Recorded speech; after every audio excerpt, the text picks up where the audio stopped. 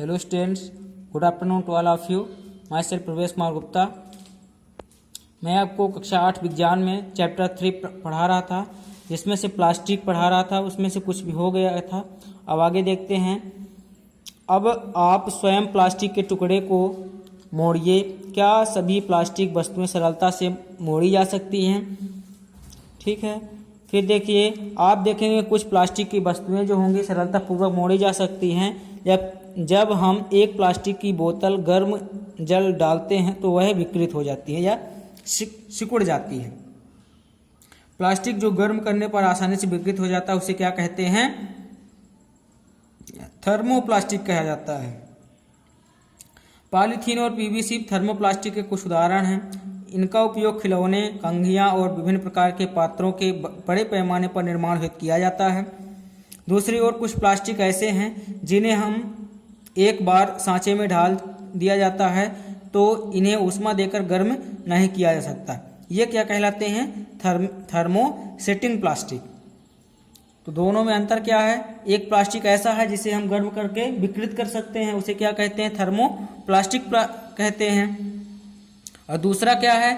ऐसा प्लास्टिक जिसे हम गर्म करने पर, ऊष्मा देने पर उसको विकृत नहीं कर सकते हैं, उसको क्या कहते हैं? Thermosetting plastic. इसके उदाहरण क्या हैं थर्मोसेटिंग प्लास्टिक के? बेकेलाइट और मेलामाइन। बेकेलाइट ऊष्मा और विद्युत का कुचालक होता है। बिजली के स्विच, विभिन्न बर्तनों के हत्थे आदि बनाने में काम आता है। मेलामाइन एक बहुत उपयोगी पदार्थ है। यह आग का प्रतिरोधक है तथा अन्य प्लास्टिक की अपेक्षा ऊष्मा को सहने की अधिक क्षमता रखता है। यह फर्श की टाइलें, रसोई के बर्तन और कपड़े बनाने के उपयोग में लिया जाता है, जो आग का प्रतिरोध करते हैं। चित्र 3.8 में थर्मोप्लास्टिक और थर्मोसेटिंग प्लास्टिक के विभिन्न उपयोगों को प्रदर्शित किया गया है। ये थर्मोसेटिंग प्लास्टिक के निर्मित वस्तुएं यहाँ पास दी गई हैं और थर्मोप्लास्टिक से निर्मित वस्तुएं यहाँ पास दी गई हैं। ठीक है। अब देखते हैं विकल्प पदार्थ प्लास्टिक।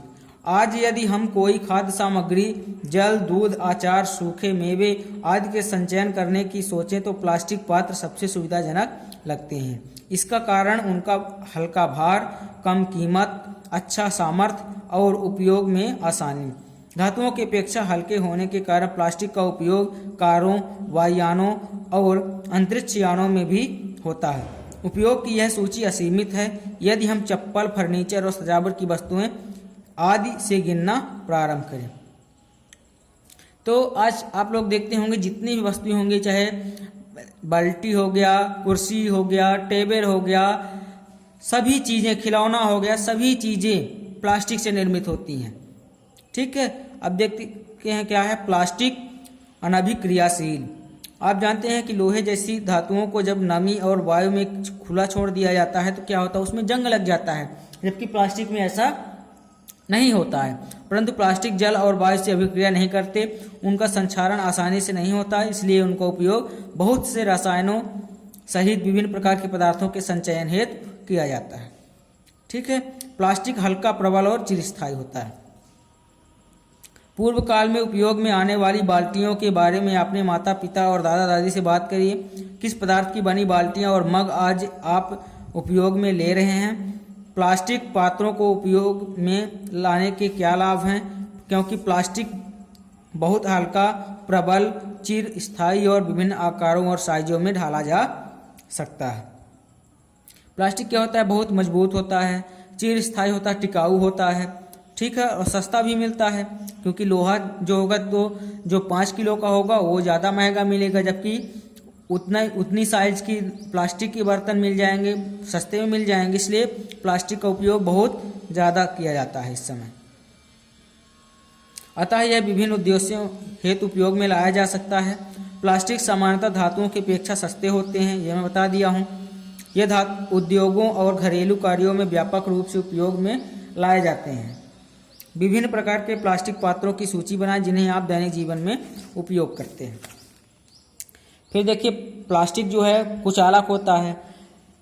ठीक है। जो प्लास्टिक होता है उसको आप करंट में टच करेंगे तो आपको शॉक नहीं लगेगा, झटका नहीं लगेगा, क्योंकि प्लास्टिक जो है विद्युत का कुचालक होता है। आपने ऊपर सीखा कि प्लास्टिक ऊष्मा और विद्युत के कुचालक होते हैं, इसलिए बिजली के तार प्लास्टिक से ढके होते हैं। बिल्कुल सही बात है। जो बिजली का तार होता है वो प्लास्टिक रबर से ढका रहता है और खाना बनाने वाले पात्रों के हत्थे भी इससे बने होते हैं। आपने कुकर देखा होगा, कुकर की जो हैंडल होती है उसमें ब्लैक कलर का प्लास्टिक लगा होता है। क्यों लगा होता है? क्योंकि अगर प्लास्टिक नहीं लगा रहेगा तो कुकर का जो हैंडल होगा वो गर्म हो जाएगा और आप उसको टच नहीं कर पाएंगे। फिर आगे है प्लास्टिक और पर्यावरण। जब हम बाजार जाते हैं तो हमें प्लास्टिक अथवा पॉलीथीन थैली में लपेटी वस्तुएं मिलती हैं। यह एक कारण है कि हमारे घरों में प्लास्टिक का कचरा इकट्ठा होता रहता है, फिर यह प्लास्टिक कूड़ेदान में चला जाता है। प्लास्टिक का निस्तारण एक प्रधान समस्या है, क्यों पदार्थ जो प्राकृतिक प्रक्रिया जैसे जीवाणु की क्रिया द्वारा अपघटित हो जाता है जैव निम्नीकरणीय कहलाता है। पदार्थ जो प्राकृतिक प्रक्रियाओं द्वारा विघटित नहीं होता उसे क्या कहते हैं? जैव अनिम्नीकरण कहलाता है। ठीक है।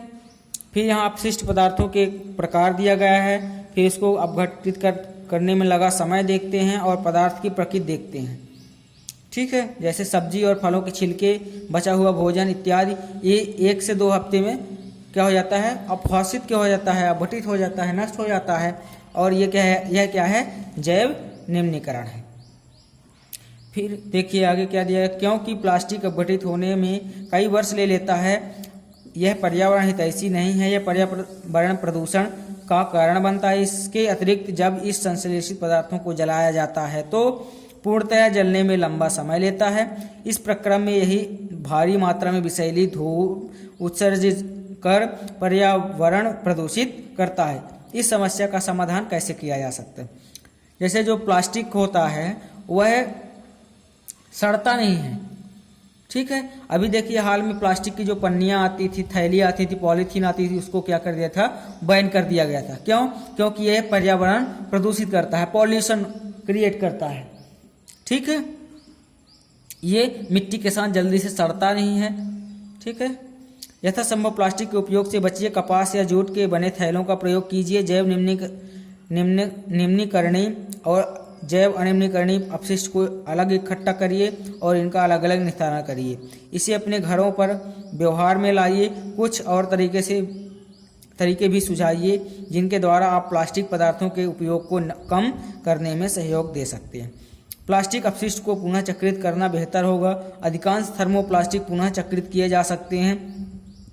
जिन वस्तुओं का पुनः चक्रण किया जा सकता है उनकी सूची बनाइए। पुनः चक्रण के समय कुछ रंग प्रदान करने वाले अभिकर्मक मिला दिए जाते हैं। इससे पुनः चक्रित सामग्री का उपयोग विशिष्ट रूप से खाद्य पदार्थों के संचयन हेतु सीमित हो जाता है। ठीक है। जो प्लास्टिक होता है उसको विभिन्न प्रकार के खाद्य पदार्थों को भी संचयन करने के लिए किया जाता है। एक उत्तरदायी नागरिक के रूप में 5R सिद्धांत को याद रखिए।